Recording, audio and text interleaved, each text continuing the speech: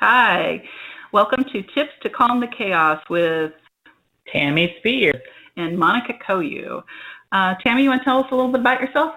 I have been a foster and adoptive parent for over 20 years. We have adopted 22 kids along the way, and we know a little bit about calming the chaos. So that's why we're here today. That's right. And I have 4 kids. We fostered in New Mexico and had over 100 kids through our home. 3 of my kids are adopted. And I'm glad that we're doing this training because I need to be reminded. We both need to be reminded. So let's get started.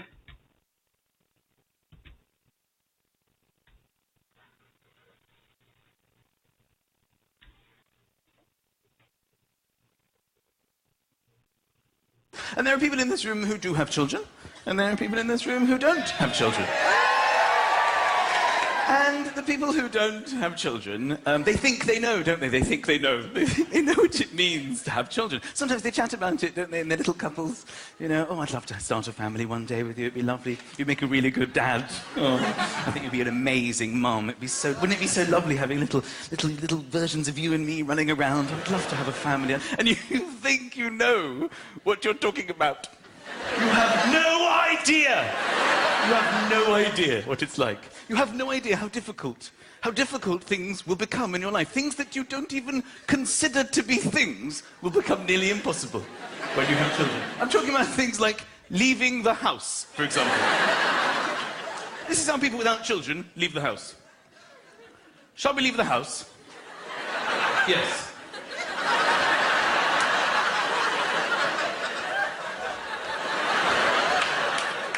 This is how I leave the house almost every day. Lucas, Oscar, come downstairs. We're late. Why aren't you downstairs? Put your shoes on. I don't know where my shoes are.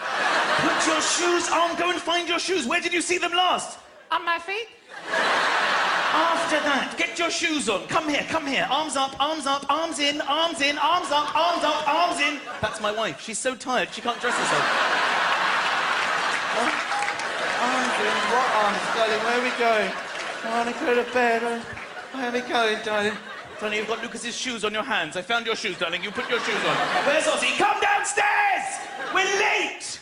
Put your coat on. I don't want to wear my coat. You know, people without children, you know how you do zips up? I've seen how much time you have in your lives. How you focus on it. You get the one with the fabric. You just pop it in, don't you? Nestles in. Then you pause, thinking about your free life and what you might want to do with it later that day. And then you just glide up, don't you? Do you think I have time for that shit in my life? Every single morning. Oh, I've ruined it. Stay still.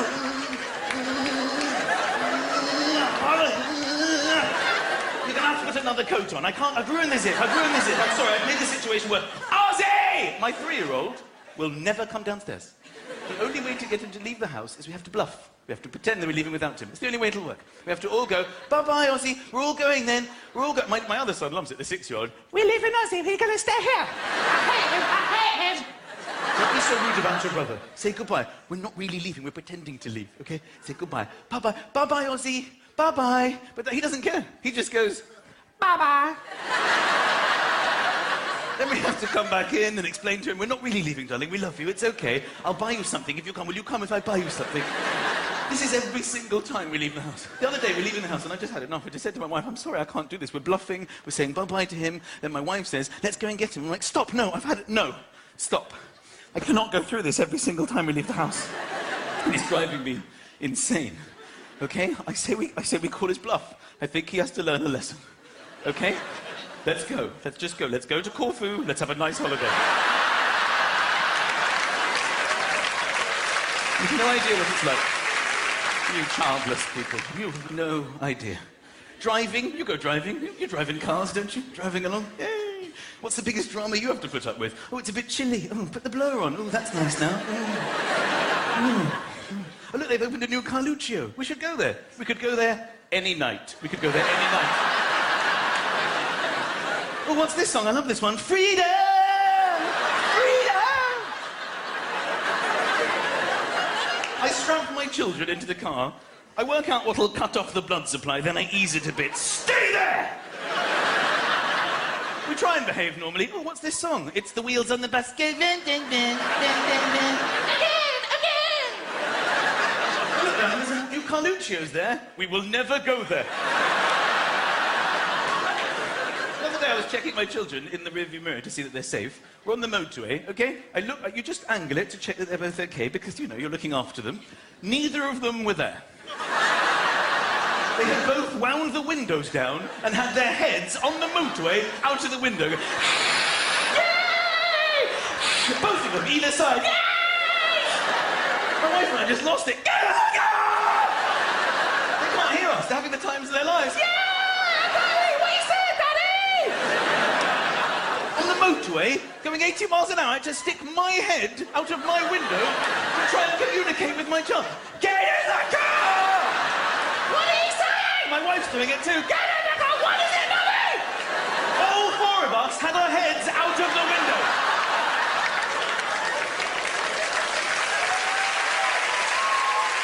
Meanwhile, a childless couple is driving past. Oh, look at the kids. I'd love to start a family one day. You have no idea what you're talking about. Sleeping. Sleeping at night. This is how people without children. Yeah, most nights, yeah. Good night, darling. Good night. Good night. Sometimes you go, sleep well, and the other one goes, I will. I will. That's how cocky, how arrogant you are. I will, I know I will. Good night, darling. Have a good sleep. Good night. It's been a long time since my wife and I said good night to each other, okay? Now we just go, good luck. Good luck to each other. All through the night, they're screaming, Daddy, Daddy, Daddy, Mommy, Mommy. Sometimes they just wake up wide awake in the middle of the night. I'm asleep, it's like 2 o'clock in the morning. I wake, you know, when sometimes you don't realise it, but you sort of half open your eyes. Sometimes when you're asleep, I half open my eyes. My son is in my face. What the hell are you doing here? What time is it? What time is it? 2 o'clock in the morning, what do you want? I want to go to school. Go to school? What are you talking about? It's to go back to bed. I've got my shoes on. You do, you found your shoes. I fixed my jacket. How did you... What are you doing? It's 2 o'clock in the morning, you idiot! Go to bed! Where's Ozzy? He's by the front door. He's never been there in his life! It's 2 in the morning! You have no idea.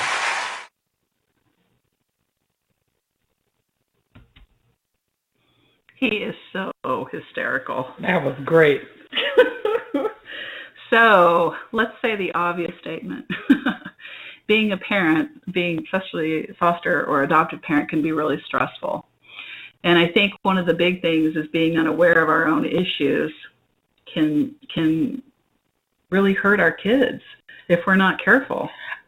I think that's absolutely true, because if we're not aware of what makes us angry and what frustrates us, we can end up taking it out on our kids. So I think it's important to, and I know it sounds cliche, know thyself.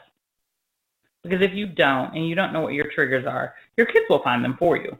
Yeah, they sure will. So you should probably find them first and figure out some really good ways to manage that whole piece. Well, it's interesting. They talked. I've read where they said that studies show that it's really more about the foster parent or the adoptive parent's willingness and ability to look at their own issues and work on that than it is about the kid's history. Because that is what's going to make or break a lot of times placements with kids. Because if the parent understands that they are getting triggered by this kid, they can learn to work around that, and then that helps our kids. Because our kids are very volatile and can just go off so easily. And I think it's important also to kind of before you get into the placement taking. Oh, absolutely. We used to teach people back in 100 years ago when I was young, and we were doing STARS trainings. We would teach them pre-placement questions to ask and things to know your triggers. What are your deal breakers? Oh, I can't do this with a kid, or I can't take this behavior from a kid. When you know what your limits and boundaries are, And trust me, you'll push right past them. There'll be old hat. You'll go, oh, yeah, I wouldn't take bedwetters. Well, now I have a house full of bedwetters. But knowing what you think at the time, you can manage. And as you grow and you go along with this, you'll be better. But, initially knowing what boundaries to surround yourself with are super important to keeping yourself from being overwhelmed. Absolutely. And being responsible for yourself, not just saying, well, I always feel bad. I don't want a kid to, even though I'm swamped right now, I can't really take one more kid. But that really sets everybody up then. It does. Yeah. So looking at your own expectations. So I think one of the things that's really important to recognize is, am I setting this kid up for failure or am I setting this kid up for success? Because we have to remember this is one of those invisible disabilities, trauma and attachment, and that our kids have all kinds of development gaps too. And so sometimes it can be challenging because sometimes they can understand something or process something, and the next day they may not be.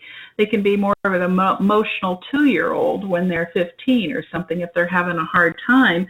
And if we set them up for, just because we think that a 15-year-old should behave this way, well, a lot of our kids can't. They can't handle that. You kind of have to look at each individual child as a unique individual. Because you can have one who's 15 years old on the outside, but on the inside, they're maybe about 6 or 7. Yeah. So when we say, hey, go clean your room, well, to us that means one thing. To all of my children means a completely other thing. Yes, it means hide everything she could possibly see and think is wrong under your bed and pull the sheet down. So not exactly what I meant, but if I'm not clear with what my expectations are, or showing them how, or giving them a list or some visual aid or thing that they can think about to meet the expectations that I think that they can meet, then I do set them up for failure, because I say, go clean your room, and they go, hey, it's clean. In their families of origin, it might have meant something so different, and they're confused as to why you're upset.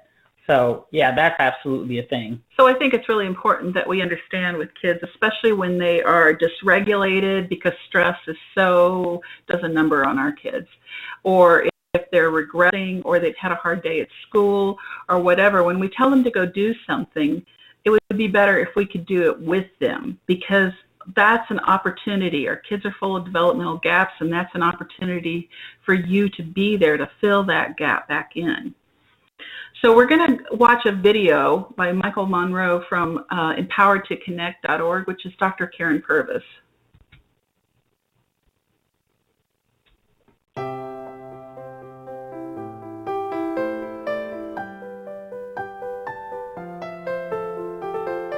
We often talk with parents and we find them very frustrated, sometimes even on the verge of crisis because of the challenges and behaviors they're facing with their kids.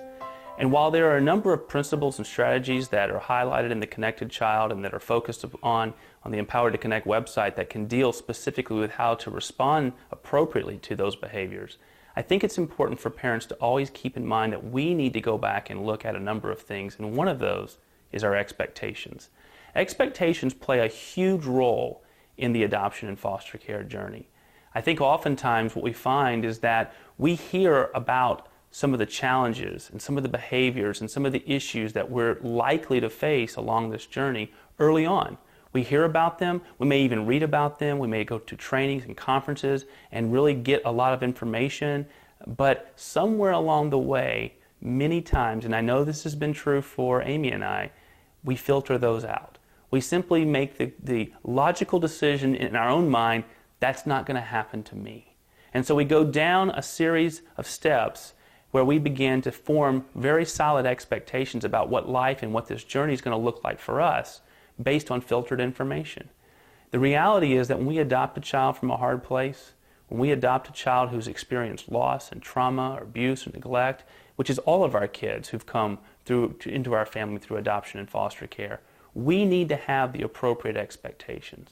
Many of our kids don't know what it's like to be a part of a family. Many of our kids don't know what it's like to feel safe. Not to be safe, but to feel safe.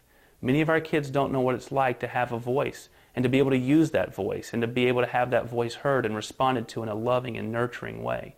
Many of our kids don't know what it's like to have appropriate boundaries and limits put on them in love.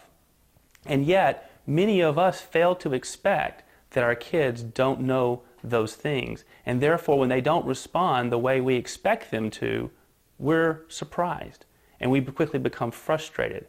And we quickly become sometimes even disillusioned and disheartened in this journey. The reality is that we should expect challenges along the way. And while that won't make those challenges any easier, expecting them and then knowing that we need to be prepared for them, knowing that we need to connect with others and be supported to respond to them is a big part of being successful along this journey.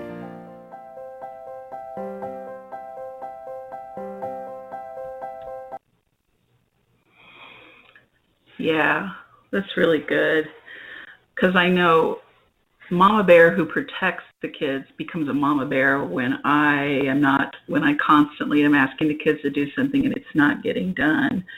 I become more and more irritated, and it just, sometimes it gets really ugly, and I get very embarrassed at the way I acted and behaved. So, which leads us to, what is stress? So, the thing we have to really remember about with kids from trauma backgrounds is stress is their biggest enemy. It's what overwhelms them, and they have such a small window of tolerance for it. On here you see that it says the body's response to feeling afraid, overworked, overstimulated, threatened, or excited. So Dr. Peter Levine is this expert author on trauma. He's got this book called Waking the Tiger. And in it, he tells this great, amazing story about these kids that were abducted on their school bus. And from that, then the abductors took them and put them underground in one of those mines. And all the kids, as you can imagine, some were becoming catatonic, some were just sitting and crying, some were becoming, just overwhelmed with everything. And the kids were rescued. And later on, when they did long-term studies on the effects of the trauma on the kids, there was one kid who had very little long-term effects of it. And he was the child that organized everybody, got him to do something, whether it was the catatonic kids to hold a light or to dig a hole, and he had everybody working together, and they dug, and that's what got them out. And he was the one, which I thought was really interesting, that didn't have the extreme long-term effects as like the other kids did. It's funny that one kid that organized everybody, it was like one of my kiddos, one of my adopted sons, when he would think that he was not going to get a warm cooked meal because mom was overwhelmed, he would become that person. He would become the navigator. And we learned this all in Love and Logic, 100 years ago, when that's what we were doing. And so when my kids would just be frustrating and not doing what I want, not doing chores, not cleaning up, not being responsible for their things, I can be melodramatic. I know, you're all stunned. I get it. So I would just fling myself into the chair, fling my arm over my face, and go, "Oh, I'm so tired. You guys have stolen all my energy. I don't know how I'll ever get it back so that I can cook your dinner." And Matt would hop right to, he would be that person. You were on bathrooms. You were in the kitchen. You were in the dining room. You were out here. Someone is cleaning this up. Someone is cleaning up that. Come on, let's go. He'd clap his hands and they'd off and scamper. Because he was bound and determined every day for mom to cook him a warm meal. Mm-hmm. Now, he knew there would always be meals, but he always wanted whatever I was going to cook. He thought I was the most amazing cook. And that warm meal meant to him safety and security and the reduction of his stress. Yeah. So he would not let anything or anyone stand in the way of him getting his warm meal. So, just his response to it is like, nope, we're not doing that. And after a while, we didn't even have to do that. Now, I did like flinging myself into the chair, but I didn't have to do it anymore because we all figured out how to lower each other's stress by doing the things that we want, but everybody learned what their part could be. Everybody had a part to play in it, so it was kind of cool. That's a really great, there's all kinds of great studies out about resilience, but that's a real key, is resilience, and what they do with the trauma or do with the stress of what's going on. So participate in fun activities that you enjoy. That's a hard thing to do. Because I think we focus so much on getting things done that we forget to take a deep breath, look around, smell some flowers, put your diffuser on. Listen to some music, before your kids get off the bus. I think you're a kinder, gentler soul when you can do things like that. But if you can remember some of the things that you liked, before you got on this crazy ride and buckled your seatbelt to say, I'm going to take care of these kids no matter what. Okay, you're on the ride now. Yeah. So, what are the things that you like to do? How do you like to de-stress yourself? Self-care is super important. And I think it's one of those things that if you don't do, that little thing, maybe going out and taking a walk or something, could be the thing that keeps you from going over the deep end, and in turn keeps your kid from going over the deep end too. So talk with a trusted person. I think this is really, we have to be careful with this when we're in the world of foster care and adoption, because it can be a setup for us to be judged or misunderstood. I think we have to be, even like a therapist, I think you have to make sure, you can't just be anybody with an LISW. You have to really make sure that it's somebody that understands trauma and attachment. And if we're going to our family or our neighbors or our church community hoping that they understand us, they may have the best intention of heart, but until they're in our shoes and walking with 24 hours a day, 7 days a week, nonstop with these kiddos, they're not going to understand. And it's difficult because they want to, and they want to try. They want to be there for you. They want to hear what you're saying, but their world is not your world. Mm-hmm. And I think, we used to try to teach foster parents, okay, now that you're doing this, all of your old friends are going to ditch you because this is a life they don't understand. And you will make new and wonderful friends that are also foster and adoptive families that are also going through what you're going through. And we have all those ways of connecting with people now. So finding a trusted person is key. And trusted person can be a therapist that is very well versed in trauma. It can also be other warrior parents that are in the same kind of place you're in, and support group meetings for things like that. So you have to make sure it's someone that can understand, but still give you good information. Absolutely. And kind of like check you when you're wrong, because we can get there. Talk about that a little bit, because I think that's an important piece when we get off on a wrong tangent. I think we can get stuck, just like our kids can get stuck, and it takes someone that we trust and we believe in to say, well, that's one way of looking at it. And when you hear that, you're like, whoa, what do you mean that's one way of looking at it? But it's a great way to start the conversation to get you to switch gears. Because you're stuck and you're angry and you're in that moment, you can just like, I've done everything right and this kid is not, So you got to roll it back.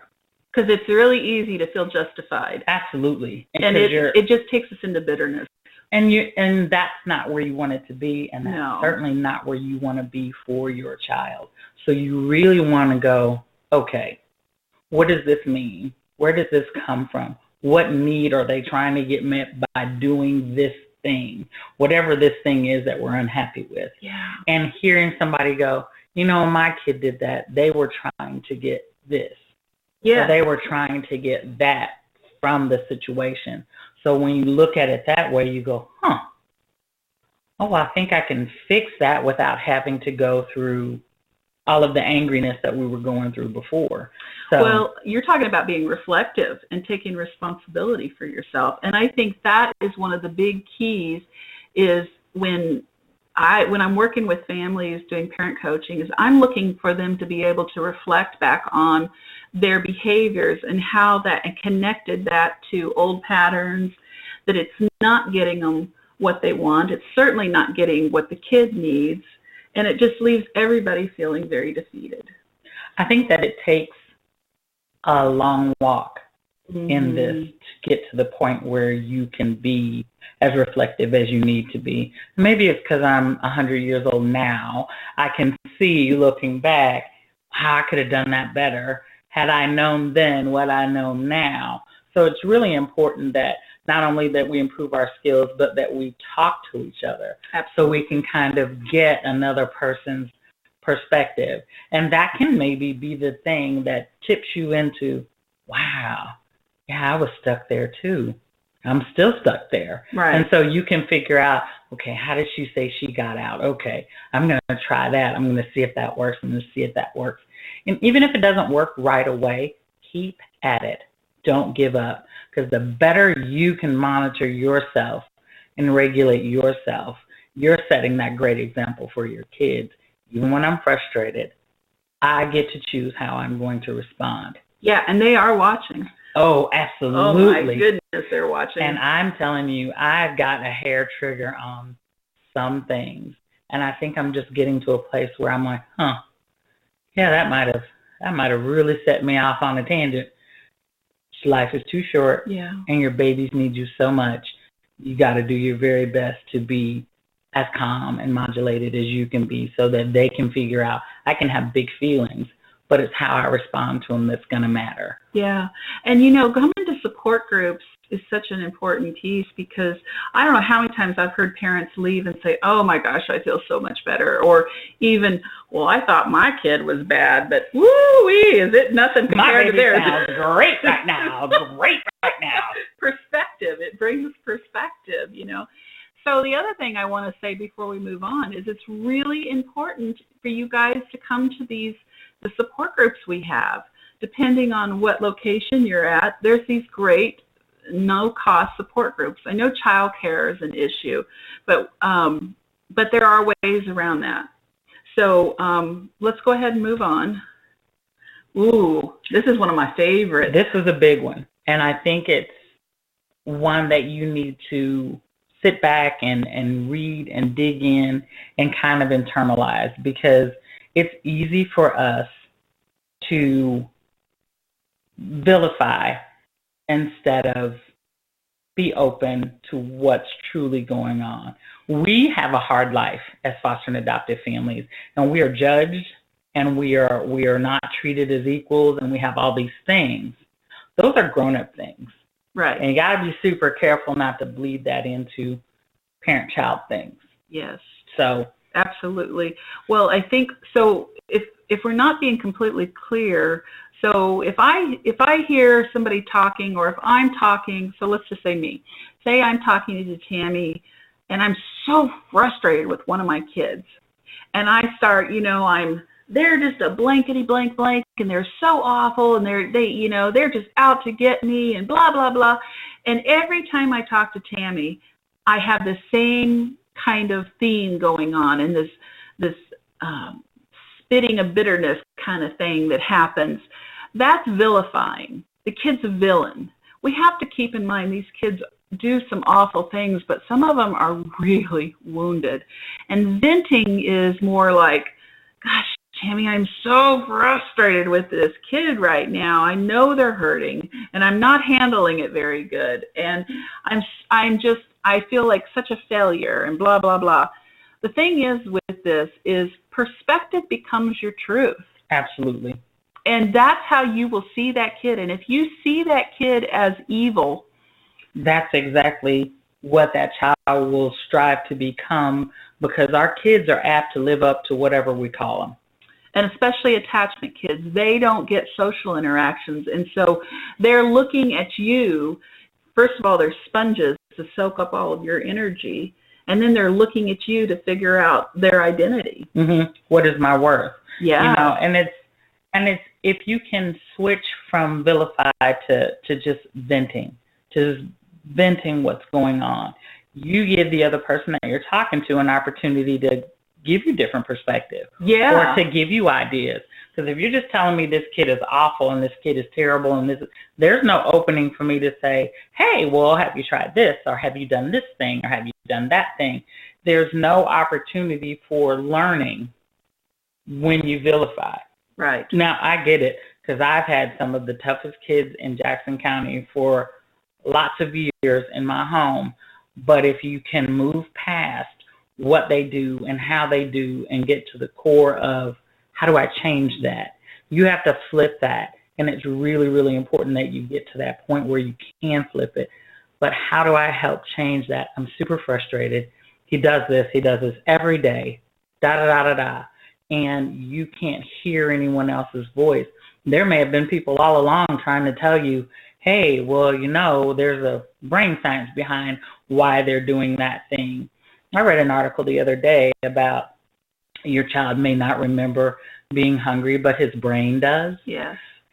And I'm telling you, that is one of my things. I nurture through food, so I feed my kids all the time, and it's something cool and something they like and something new and whatever.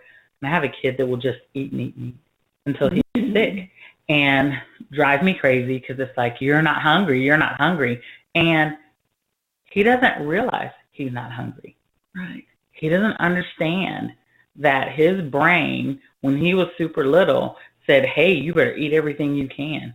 You better eat as much as you can, as fast as you can, because there might not be any more. And he's stuck there. Mm-hmm. So you have to figure out strategies to get him out in front of that. You know, if that's snacking him before he thinks he's hungry, if it's announcing when food will come so he knows when it's coming, to rewire his brain so that he's not always stuck in that mode of, oh my God, I'm never going to eat again. Until you're ready for that, until you can just vent and listen, right, you can't fix the problem. And just knowing that takes away a ton of frustration for me, because I know he can't, until I help him rewire that, he's not going to rewire that. So it's not something he can do. That takes willingness to look at, and it takes an inner strength, because if you don't have that inner strength within yourself, it's hard to look at that. And I think that's really important to keep in mind with our kids, because our kids, especially some of the really tough ones, the aggressive ones, things that, the ones that are scary, do scary things, mm-hmm. we forget how fragile they look, because they can look super arrogant. And arrogance is not a strength. It's just a mechanism to stay safe. It's a survival skill. It is not a survival anything skill. else. So one of the things I do want to point out in here that has your frustration and burnout, put your child in a box, because it'll just get worse. It's not going to get better because they don't know how to make it better. Absolutely not. So if you don't take care of it, it'll become anger towards your child. And then that easily turns into resentment. Resentment turns into hate, and hate easily turns into abuse. And then you end up becoming something you never in a million years thought you would ever become. Absolutely. I see it happening over and over and over. So learn to adapt instead of control. Oh my gosh. What does, Tammy, what does the statement, control is the antithesis of relationships, mean? You know, that hit me so big the first time I looked at that. I mean, like, I had really big feelings about that, because we are so prone to trying to control all the situations. We have lots of balls in the air to juggle, and we want control. We never truly have control. That's an illusion. We never, ever totally have control. That's not even of ourselves. Yeah. We don't totally have control. So it's one of those things. It is just like you can't have control and relationship. You're going to go, you're getting one or the other. Yeah. And I think that, you know, in all things in life, in your walk of faith, and whatever you're in, are you going to work on relationship, or are you going to work on being able to control? And, you know, you always need to lead to relationship, because any healing that's going to happen is going to be based on relationship. I've had some pretty tough and super scary kids in my house, scary to the point where the workers wouldn't transport the kids. would not meet them anywhere except our home because they had the borrowed credibility from being inside our house. Mm-hmm. And that was based on relationship building. That was based on that kid knowing, oh, mom's going to be mad if I do this. She's not going to be happy with that. They've internalized your voice. I might miss a treat if I'm doing that, if I do that to her when she gets here. So they always be great when they would come to the house and meet them, and they're like, oh, they're just a joy. We had a lot of conversation, and it was all great. And I'm like, okay. And she goes, I'm going to try him at school the next time. And unfortunately for her, he attacked her when she got to school because she did not have the borrowed credibility of mom and dad being at home. So he bit her, and he kicked her, and he spit on her. And so it was interesting that, we had built that relationship with him. And a lot of people thought by seeing him in our home that way, that's how he could be everywhere he was. And that was the only place that he was ever like that, because that was the relationship we had. You're safe here. Yeah. You're not going to be hurt here.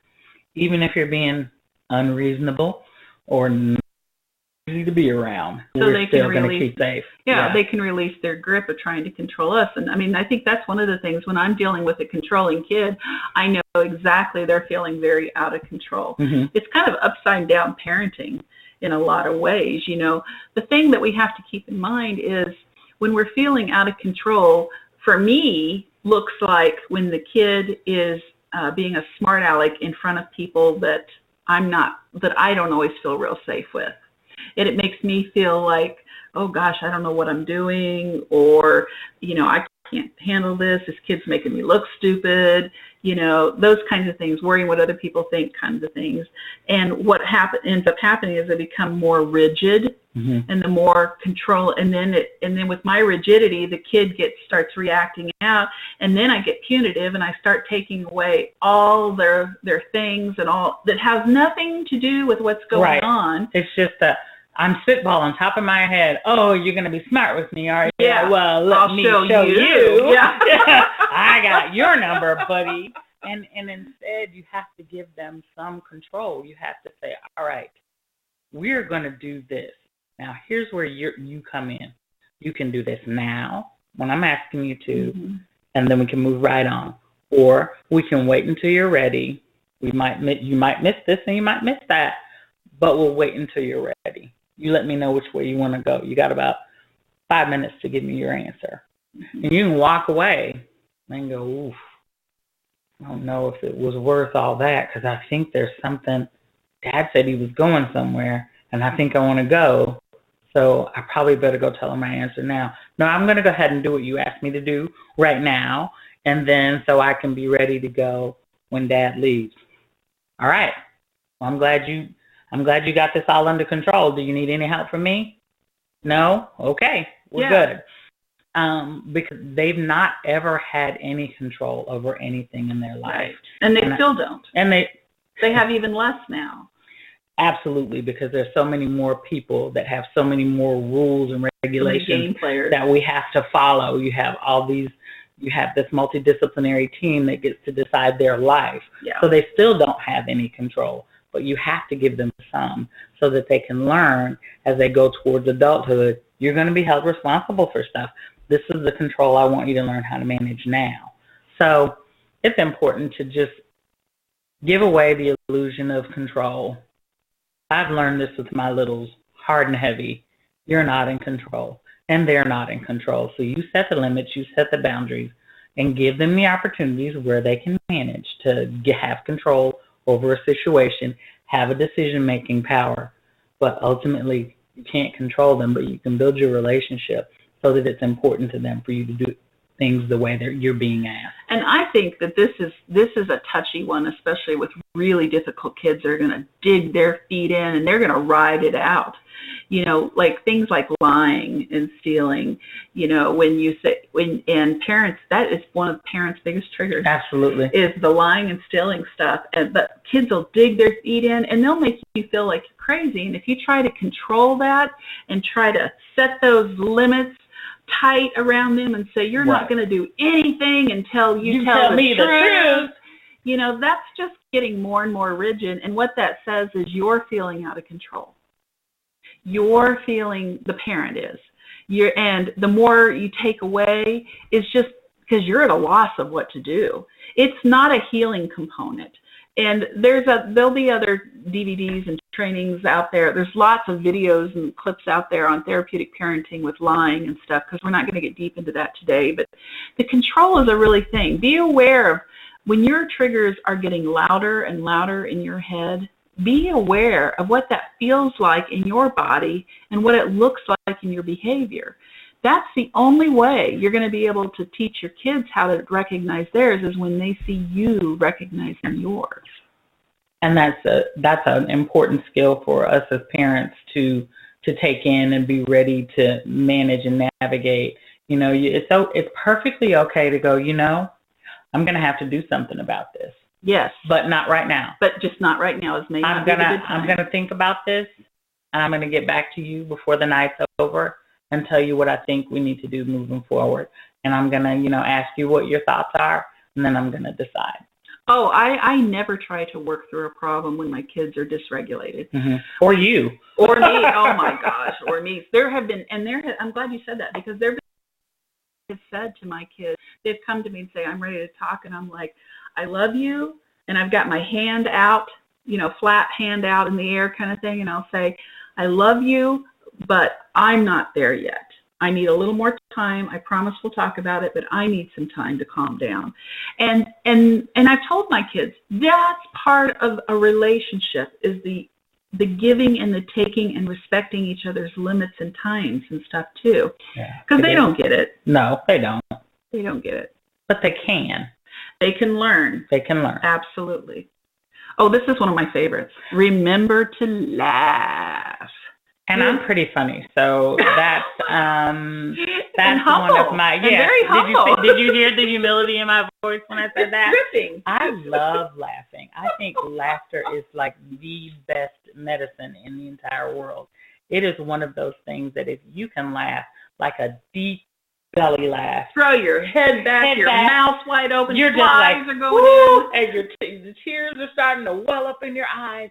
That is so cleansing. That is so freeing. I mean, relationship building. Oh my goodness, because my kids are like, Mommy, you're funny. And I'm like, well, I work really hard on that. I try to be really funny.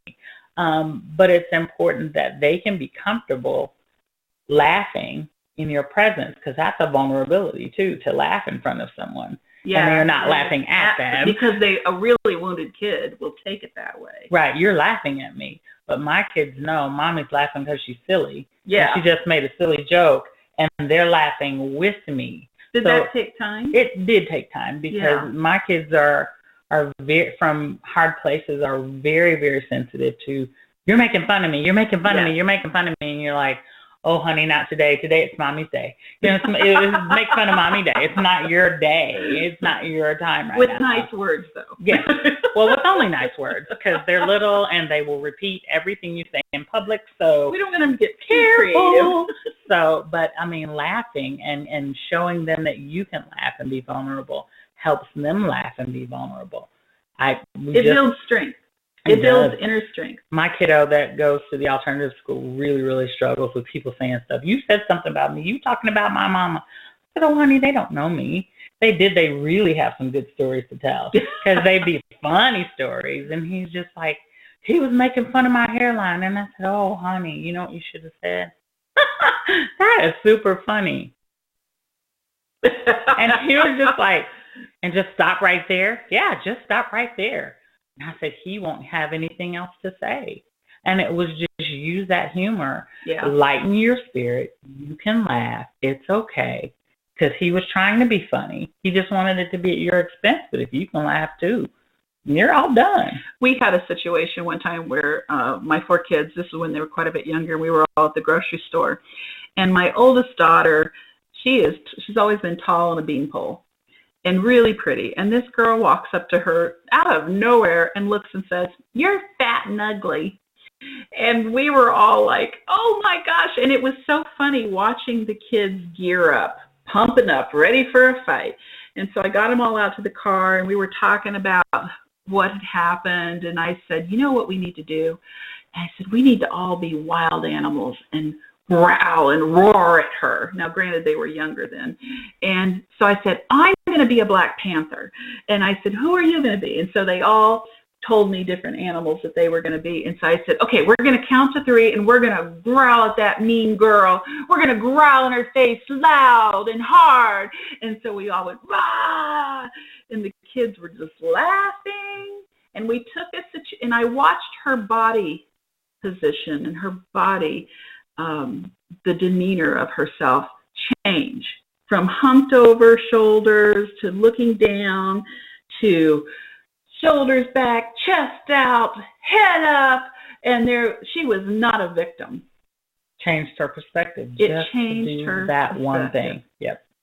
My boss tells this funny story of one time her boys, my old boss back in New Mexico, her boys were adopted too, and they were fighting and just fighting and fighting, and she couldn't get him to stop, and so she's driving along, and she puts a piece of paper on her head, and she keeps driving. And they were like, pretty soon they started stopping and looking at her, and I said, what are you doing? And she's like, I'm driving with a piece of paper on my head. Just something bizarre. And they kind of were like, oh, Mom, you're so embarrassing. But you know what? It stopped the fight. Took the tone, took all the air out of their sails. Yes. And I think sometimes we make things way too serious. So one of the things that to keep in mind about this is it's also so healing. When you have fun with somebody and really have fun and enjoy them, that's some really good messages that we want to present to our kids. Absolutely. So what is causing you the negative effects on your stress? What is going on with you? So here are some common causes of what happens with living in foster care and adoption. The first one I reads the most loudest to me. Exhaustion. Boy. Absolutely. Oh my gosh, I'm so tired. Loss of connections. What happens with that? You lose all your old friends. You lose track of even your new friends. I mean, because you just feel snowed in. You feel completely like disconnected from everything and everyone, and you got to be really careful with that so that you're not stuck in a bubble by yourself, because the stress will continue to rise, and you will feel rageful because you don't have the things that you used to have. You've given up on everything.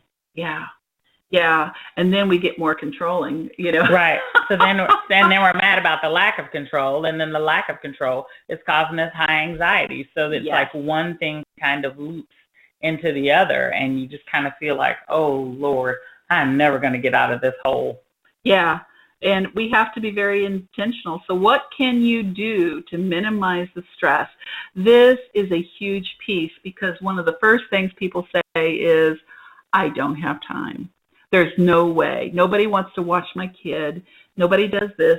So what I always tell kids when I'm working with kiddos is to say, there may not be an ideal solution today, but there's something that can leave a little bit. Absolutely.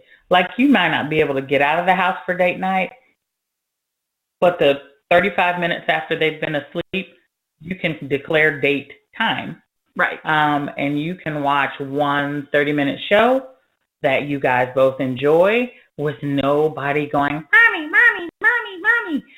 So that can be like a date night. Or you can put on music and go, all right, we got 30 minutes to talk about whatever we want. Let's do it. And don't talk about bills, and don't talk about appointments, because that is stress-inducing for me. So just talk about, oh, man, what did you do today? And who'd you have lunch with? And, what was one fantastic thing you learned today? Did you see anybody that was really spectacular or whatever? I mean, connect with each other, because that will minimize your stress, because you will feel less alone. The other thing that's really physically what happens when we're chronically stressed is our body becomes dehydrated. And when we're dehydrated, it kicks in these chemicals that make us want to be more aggressive. We see this with our kids. We see this with us. And we get aggressive with our tones. We get more controlling. The other piece is trauma can deplete the body of nutrients. Yeah. And so every 2 hours, our kids, along with us, should be having some sort of protein boost to help us to balance our sugar levels. Because when your sugar levels are off, there's all kinds of behavioral stuff that can come from that. I know when you're single, in your single parenting, that can be such a super challenge. But what is it that you can do? What kind of an option can you create for yourself? Right. It may not be ideal, but let me tell you, if you don't do something, you're going to react in a way that you're not proud of yourself. And you're not going to give the kid what they need. And if it's just, I'm going to call my friend, she's a single mom, I'm a single mom, and we're going to talk. And then you might think, oh, we can call that third mom that we both know that is struggling just like us, and you guys can talk about whatever silly thing you want it to. Not necessarily what's bothering you, but something you saw, something you heard, something you, ooh, so-and-so is coming to town. I'd really love to see them. And just talking to those other people about something else will diminish so much more of your stress than just staying in it saying, I don't have time to do anything. It may not be ideal, but it is doing something. Watch a brainless comedy. Don't go and watch something about abuse, or you really have to understand that this time is a time that you're very vulnerable. So don't watch things that are going to make you very susceptible to being re-traumatized again. Be careful with your music. Be careful with a lot of those kinds of things. Absolutely.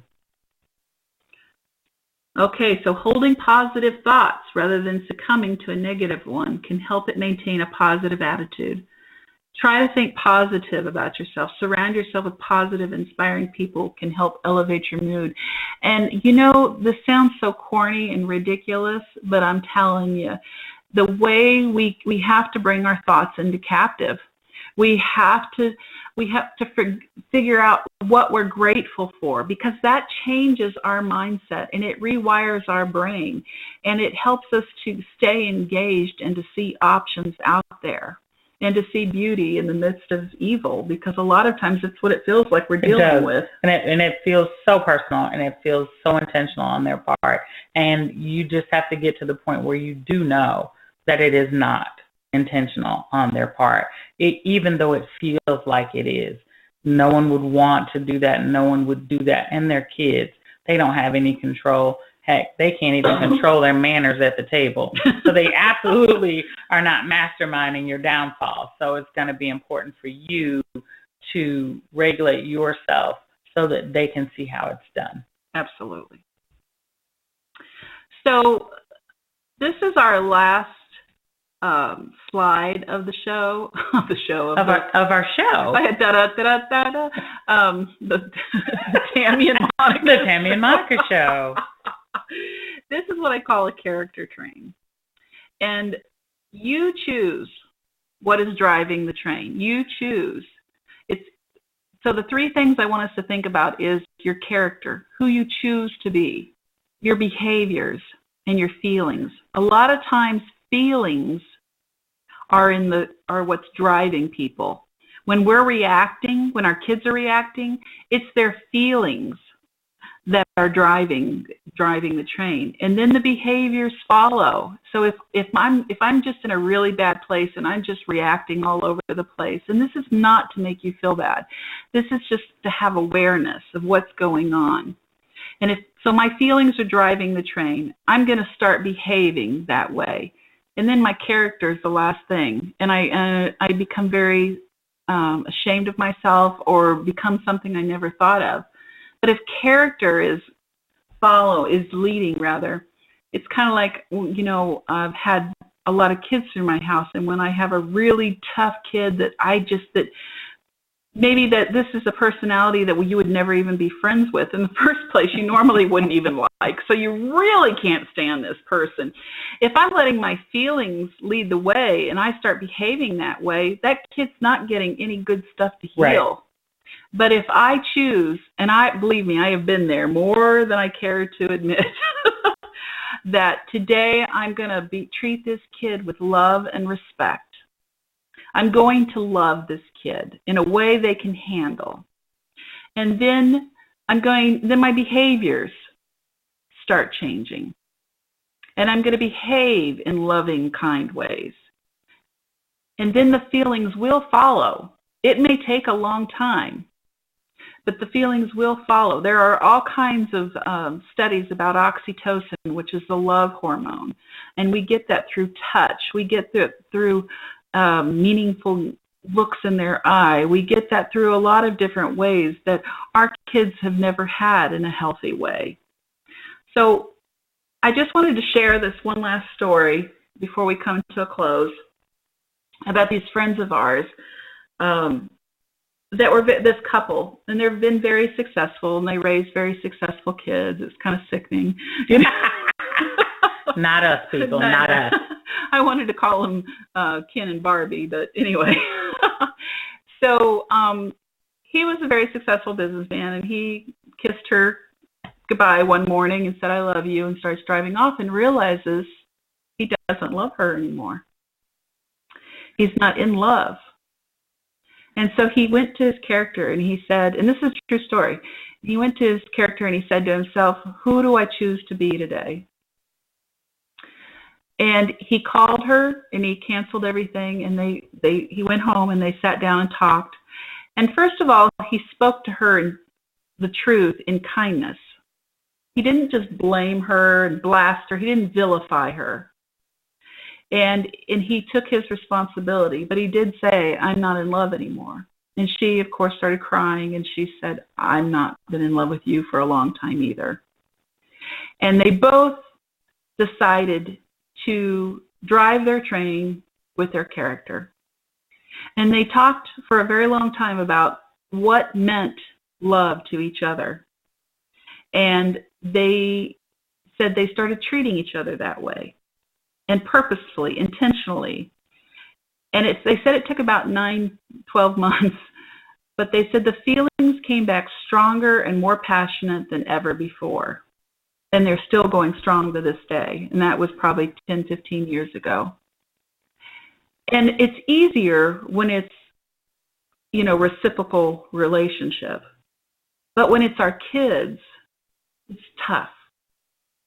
But it's even more critical, because if they don't get it from us, they're going to go to another home and another home, and they're just going to become more and more broken.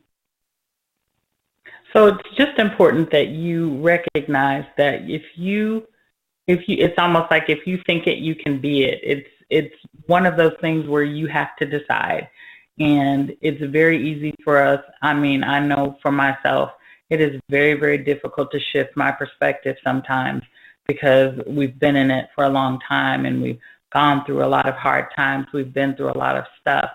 But each kid is a new opportunity to do better than you did the day before, the month before, the kids before, the sibling group before.